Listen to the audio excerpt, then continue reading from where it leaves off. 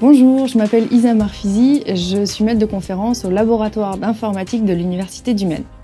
Pour ma thèse, j'ai créé un environnement auteur pour les learning games, pour les serious games. Cet environnement s'appelle Legadi pour Learning Game Design Environment.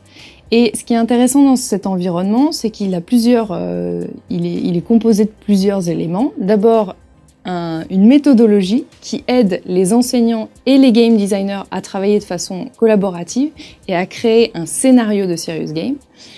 Et ensuite, il y a pas mal d'outils qui permettent de créer des éléments pédagogiques et des éléments ludiques. Et surtout, il y a un dernier élément qui est assez original, c'est un validateur de modèles qui permet de vérifier que le scénario conçu permet bien de lier le scénario ludique, que le scénario ludique qui a été créé soit bien au service de l'apprentissage et soit bien relié aux activités pédagogiques. Alors ici, vous avez la page principale de Legadi dans laquelle vous pouvez consulter des exemples de serious games qui sont déjà conçus de façon complète ou incomplète.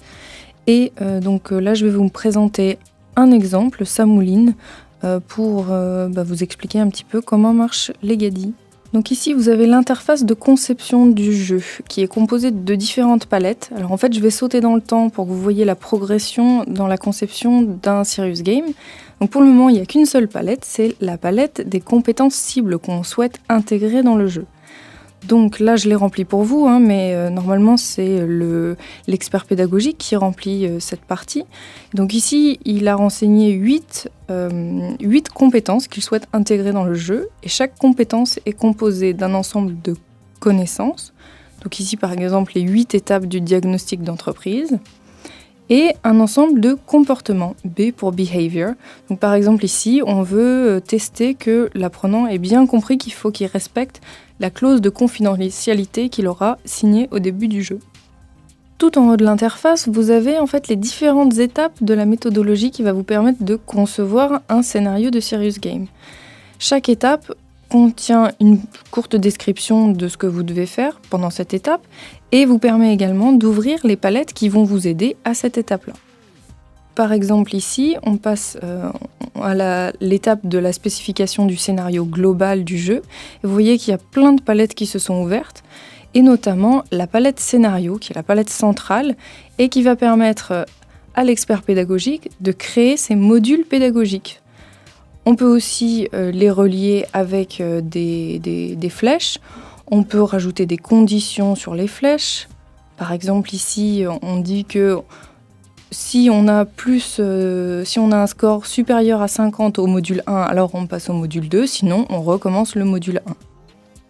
Une fois que ces modules pédagogiques ont été créés, on peut y relier les éléments pédagogiques, les compétences pédagogiques qu'on a créées auparavant. Donc soit en tirant une compétence globale, soit un petit élément de compétence. On peut également créer des rôles ou des équipes qu'on peut relier au module pédagogique. Et ensuite, le game designer va prendre la main et dans la partie de droite, il va créer des missions qui vont mettre en scène ces modules pédagogiques. Donc ici, il a décidé de créer une mission qui est purement ludique, donc en fait elle est reliée à rien. Et par contre, dans la deuxième mission, il décide de voir les éléments pédagogiques présents dans le module 1 et le module 2. Alors là, je saute un petit peu dans le temps, donc imaginez que le game designer et l'expert pédagogique ont déjà bien travaillé. Ils ont imaginé un scénario dans lequel l'apprenant était placé dans la peau d'un jeune apprenti du Lean. Et s'il veut devenir samouraï, il doit utiliser ses compétences en Lean pour sauver l'entreprise Kogatana. Donc là, vous pouvez le voir, ils ont déjà placé pas mal des compétences qu'ils avaient spécifiées au tout début de la conception, puisqu'il n'y a plus de petits lumignons rouges. Par contre, là, dans la palette personnage du jeu, il y a une petite erreur, puisque Daiki a été créée, c'est un personnage, mais elle n'est pas reliée à aucun moment dans le scénario. Donc en effet, elle devrait être reliée à la mission de découverte de Kogatana, puisque c'est elle qui accueille l'apprenant. Je voulais aussi vous montrer la palette Game Location. Donc là, le game designer peut créer les lieux dans lesquels se déroule le jeu et les relier au scénario. Il y a aussi la palette Game Components qui permet de faire des recherches dans une base de données de composants de jeux déjà existants. Donc ici, vous avez un composant pour créer des dialogues, un autre composant pour créer des mini-puzzles, etc. Et donc on peut réutiliser ces composants dans la conception du jeu. Donc une fois que les game designers et l'expert pédagogique ont spécifié l'ensemble du scénario de façon globale, ils peuvent aller plus en détail. Et en fait, pour chaque mission, ils vont décrire l'ensemble des séquences qui composent cette mission. Donc ici, vous voyez qu'il y a une séquence d'introduction des personnages, ensuite la découverte de la méthodologie du Lean, la découverte du temple, la visite de l'entreprise Kogatana, etc., etc. Si on pousse encore plus loin dans le temps, une fois qu'ils ont fini de préciser chaque séquence, ils peuvent aller décrire les différents écrans qui composent chaque séquence. Donc là, on est vraiment au niveau le plus bas. Et vous voyez que chaque écran peut être spécifié avec un ensemble de champs. Donc ces champs-là ont été étudiés pour vraiment faciliter le développement du serious game après coup. Alors, je ne vous l'ai pas précisé avant, mais il est tout à fait possible que l'expert pédagogique spécifie de la même façon ses modules et ses actes, pour rentrer plus dans le détail. En fait, tout dépend de comment ils ont envie de concevoir les choses. Alors, une dernière chose que je voulais vous montrer, c'est la palette Model Checking, qui permet de scanner le jeu et de vérifier qu'il n'y a pas d'erreur. Vous voyez qu'il y a une petite erreur dans les personnages du jeu. Un personnage a été créé mais n'a pas été placé sur les éléments du scénario.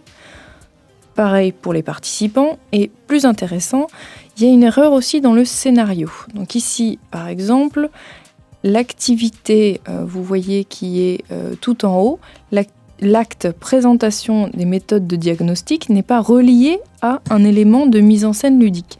Donc ça veut dire que quelque part, il a été oublié. Legadi ne sert pas à créer un learning game fonctionnel tel quel. Il sert juste à concevoir des spécifications fonctionnelles très détaillées qui peuvent ensuite être données à une entreprise de développement ou à une équipe de production. Alors Legadi est gratuit, vous pouvez taper Legadi sur internet, vous pouvez y accéder sans problème. Il a été utilisé dans des entreprises et dans des universités pour créer une dizaine de serious games à l'heure actuelle. Après, il est perfectible évidemment. Le code source est open source, donc vous pouvez y aller, reprenez le code pour faire ce que vous voulez, rajouter des surcouches, ça me fera plaisir.